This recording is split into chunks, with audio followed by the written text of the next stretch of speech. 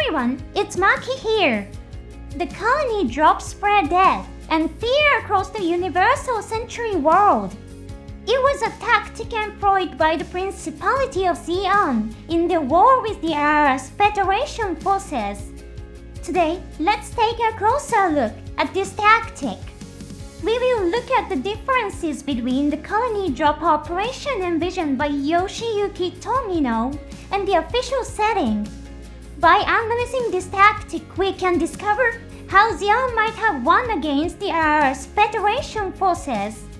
In the story of G-Clax, Zeon succeeded in stealing a Gundam, which rapidly advanced their mobile suit development technology.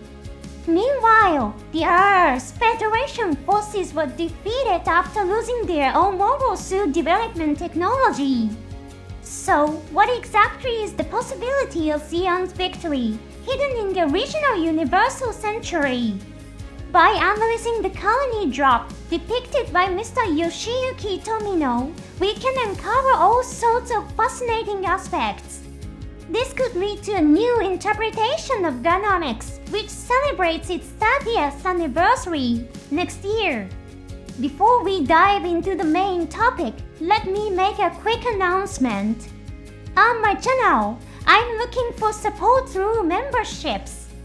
For just 99 cents a month, you can get a name badge and access to special comment features. Now then, let's begin the analysis. Indeed, there are differences between the official settings from Sunrise and Bandai and Mr. Tomino's vision. As I've said before, it's best to interpret Mr. Tomino's settings as one possible version of history. So, how many space colonies do you think fell to Earth in the original 0079? Most people probably believe that a single space colony fell to Earth. This understanding is correct. Even in the official setting, it is written that one space colony fell to Earth as part of Zeon's Operation British. But what about the colony drop that Mr. Tomino imagined? Surprisingly, in the Universal Century envisioned by Mr. Tomino, there is a setting in which around 40 space colonies collided with Earth. This is recorded in the Universal Century timeline in the book Mobile Suit, Gundam Complete Records. Additionally, the first volume of the novel series, written by Mr. Tomino, records that several space colonies fell to Earth. There is a particularly interesting note regarding the very first colony that fell. The novel describes it as follows. The people of Earth were shocked when they saw the first space colony fall on New York. That's how it's written. At the beginning of the original 0079 story, there is a scene depicting a space colony falling to Earth. Where do you think this scene is set on Earth? According to the official setting, it is Sydney, Australia. In the 0083 story, there's a scene where the characters look out over the Sydney site where the colony had fallen.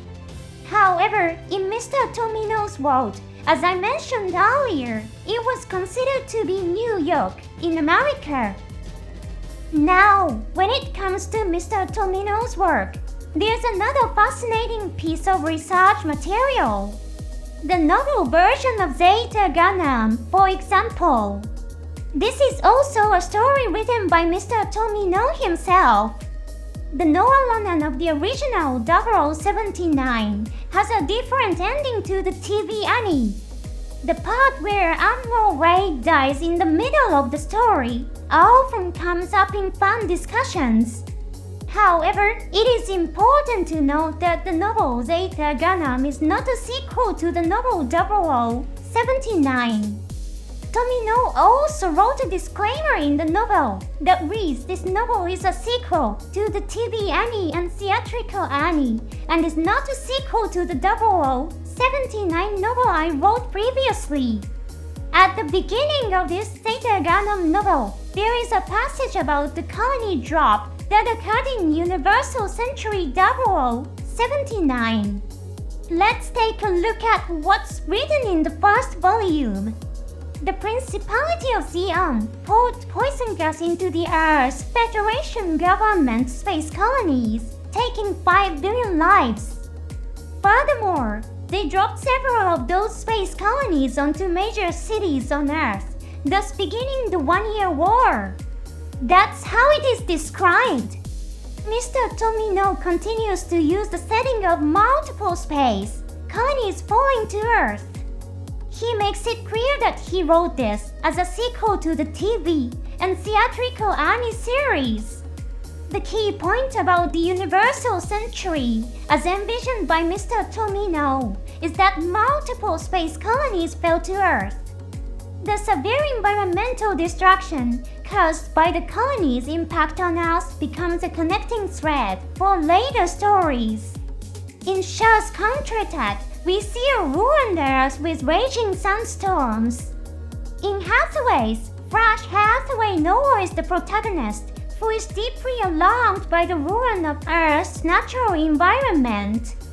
In order to create the narrative element of serious environmental destruction, it is necessary for multiple space colonies to have fallen to Earth. Of course, even just one colony falling would cause tremendous damage. However, Mr. Tomino deliberately and repeatedly wrote that multiple space colonies fell to Earth. It's just my personal impression, but I don't think he would repeat something in writing without purpose. What impression do you have of this setting, where multiple space colonies fell to Earth? So, when did the idea that only one space colony fell to Earth first emerge?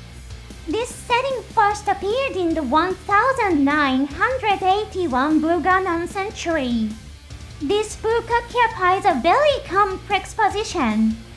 For the Universal Century series and many other creators, it served as a reference when producing Gundam works. However, at the time of its release, it was not considered an official publication. Nevertheless, it included roundtable discussions with staff members, including Mr. Tomino himself, which demonstrates the respect for the creators' ideas. One of the authors, Mr. Shigeru Morito, later became a key figure in producing settings for many Gundam series. He contributed to both the Universal Century series and the alternative series. Mr. Morito was even involved in setting production for Seed Freedom. He is also renowned for conceiving the concept of AMBAC, the operating principle of mobile suits in zero gravity. Interestingly, the word AMBAC even appears in dialogue within the story of G. Klax. In Gundam Century, there is a passage stating that a single space colony fell to Earth. This interpretation was later incorporated into the official storyline. This is formally recorded in the substantial Gundam officials. It's fascinating how the number of colonies that fell to Earth changed from around 40 to just one. In the Thunderbolt manga, there is even a scene in which a character says the damage from the colony drop was actually quite small. This scene depicts someone from the Principality of Zeon downplaying the damage caused to Earth. However, viewing that line through the lens of the differences between the setting Mr. Tomino originally envisioned and the official setting can give us a pretty interesting perspective, don't you think? Now then, let's analyze the possibility of the Principality of Zeon defeating the Earth's Federation forces. On this topic, there is actually a relevant passage in Gundam Century. When the Earth's Federation forces realized that a space colony had fallen on Australia, total chaos ensued. At their headquarters in Joburo, there was a huge scramble for aircraft to escape. Desperate to survive, the Earth's Federation generals fell into disarray and the entire chain of command collapsed. So, what would have happened if Zeon had launched a descent operation on Joburo at that very moment? Jovuro had its runways and hatches wide open to launch the aircraft. With the command structure in disarray, they would not have been able to operate their anti-aircraft weapons effectively. If Zeon had launched an attack on Jovuro under these conditions, it is highly likely that they would have won. This is one of the possibilities where Zeon could have defeated the Earth's Federation forces. But why didn't Zeon carry out this operation? The precise reason is unknown. However, as I mentioned in an earlier program, Gear and Zobi's actions were aimed at securing peace negotiations under advantageous terms with the Earth's Federation government.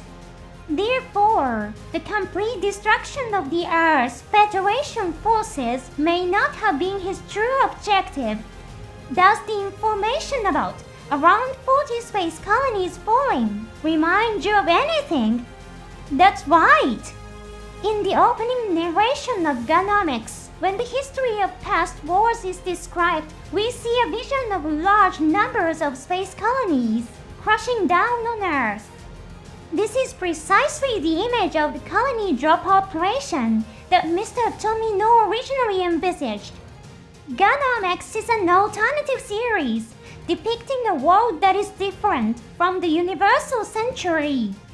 However, the fact that it presents one of the possible histories of the Universal Century right at the beginning makes for a very intriguing story. Enjoying the Universal Century series while bearing in mind these elements can make for a really fun experience. Thank you so much for watching until the very end. See you again in the next program.